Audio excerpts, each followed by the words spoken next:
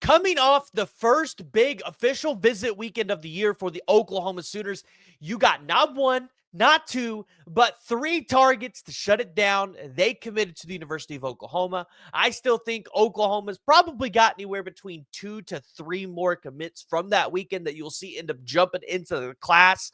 But you had two targets go in and announce commitment dates, cancel other OVs, and I think it's something we got to talk about. So before we do that, as always, join the discussion, jump in the comments below, and let me know what you guys think. Who is next to commit for the Oklahoma Sooners? If you are new to the channel, this is where I'm going to ask you to hit that like and subscribe button, because for free content, you can't find any better place to come.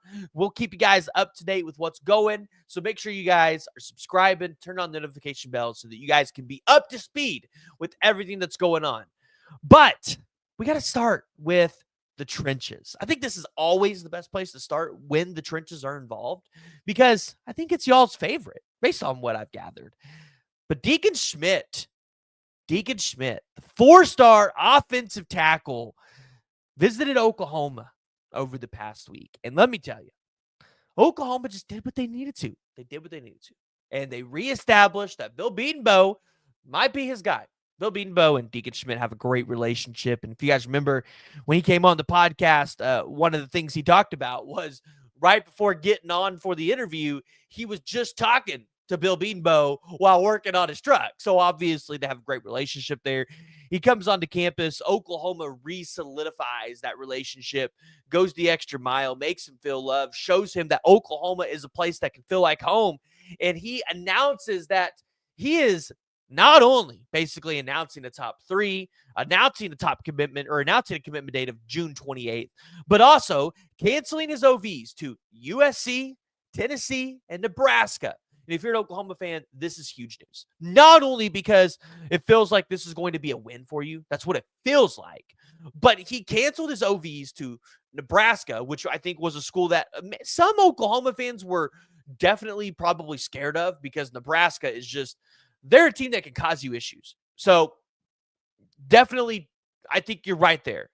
Tennessee, they've caused Oklahoma problems before with offensive linemen. Not too worried about USC, because you know what? All they're doing is paying for commitments anyways. But Deacon Schmidt, the 6'5", 320-pound offensive tackle, guys, big-time prospect. Now, obviously from Windsor, Colorado, so Colorado getting an opportunity to be in there and get an official visit, get an opportunity to get a chance at his commitment. Obviously, that's big time for them. I just don't think Colorado's really going to be that big of a challenge for Oklahoma to get over, because he's been to Oklahoma like 5 or 6 times at this point. I mean, it's one of the most schools he's visited, at least according to the visit tracker, when you go look at a visit tracker. So Deacon Schmidt, I definitely think could be next up for Oklahoma. When you're asking about recruits that could commit, I'm looking at Deacon Schmidt as the first offensive tackle to lock it in with the Oklahoma Sooners.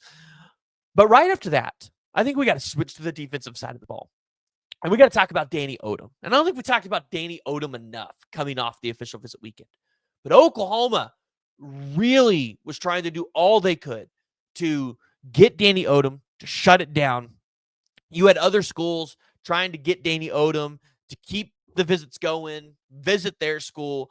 This guy was originally committed to North Carolina and then decommitted.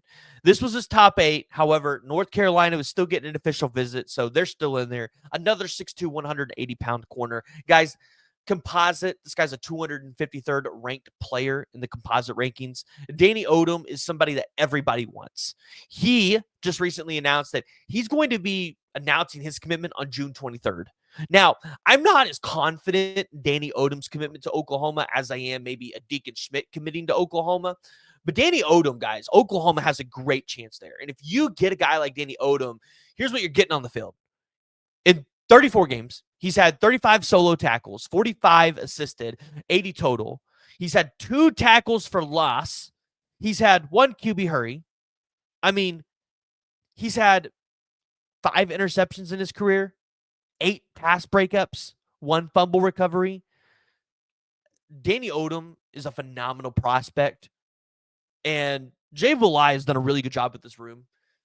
If Oklahoma's able to land Danny Odum with what they just got in Derek Johnson, you got to look at this as maybe one of the best cornerback classes on paper that Oklahoma's gotten. Obviously, when they get on the field, we're going to feel completely different about it, right? Things could change.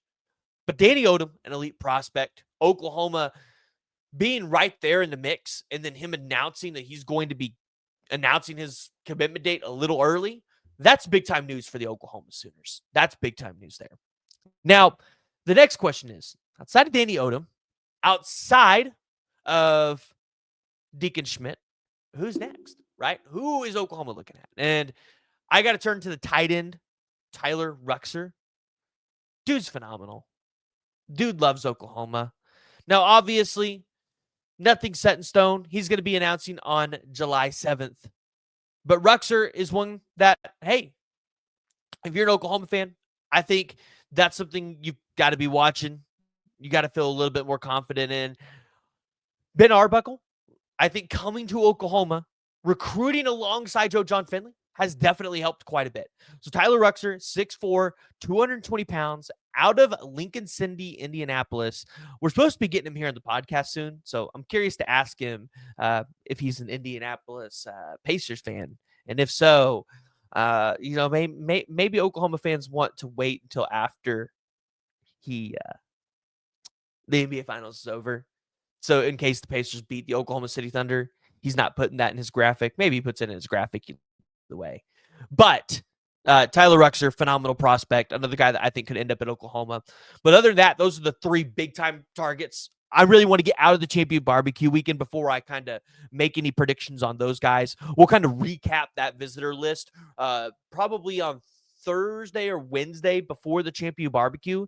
And then I'll kind of give my breakdown on who I think potentially could end up in the class that's going into that weekend. And then we'll talk about it coming out of that weekend as well. But the Oklahoma Sooners, they have some momentum. Obviously, when you can cut the commitment timeline down for a couple of prospects, that's always big time. That's something as an Oklahoma fan you should feel great about and feel confident about towards a specific prospect. And then additionally, Oklahoma's going out there, they're continuing to recruit really well. They've had the BV camps going on. So they've had a bunch of 2027 and 2028 guys on campus that I feel like Oklahoma fans are going to feel really good about in position, specifically like Jalen Brewster was on campus this week. Jalen Brewster is going to be a 5-star defensive lineman in the 2027 class. Oklahoma's in a phenomenal position with him. And then you got Cooper Hackett back on campus again, who he's going to be a 5-star offensive lineman. You look at 2026, probably that down year for Oklahoma in recruiting, one of those years where, they're going to take a couple guys, but, you're not going to get a bunch of the 5-star guys in this class. 2027, I think, is the year you could probably go out there and get 3 to 4 5-star dudes. Oklahoma's done a phenomenal job on that side of the ball. And then you're going to have a whole cycle for Jim Nagy on the recruiting side and being able to go out there and evaluate players and really try to get Oklahoma in the mix early. So I think that's always going to be good news for Oklahoma fans. So jump in the comments below. Give me your thoughts. If you guys are new to the channel, make sure you guys hit that like and you guys hit that subscribe button.